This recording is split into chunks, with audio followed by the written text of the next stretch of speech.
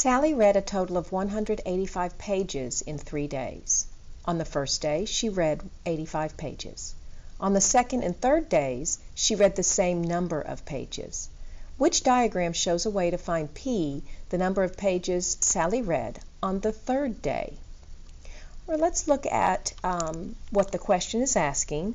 We know the total is 185. We know one of the days she read 85 pages.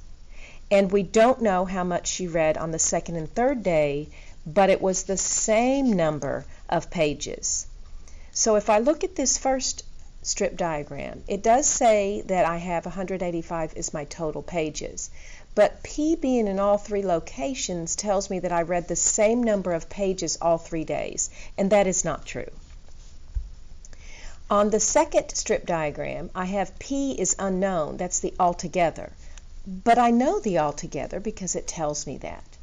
And then it says I don't know the altogether, but that she read 185 pages on 2 days, and on the third day read 85 pages. And of course that is not what the problem shows. So that one is not correct. The third strip diagram says that she read 185 pages for 3 days, and we don't know what the total is. And of course that is not correct. So let's look at this last one and see if that could possibly be it. So it says here I know that I had 185 pages read. I read 85 pages on day 1. I don't know day 2 or day 3, but they were the same. Even though this problem does not show the actual solution, it's really just asking for the strip diagram that shows how to find the solution.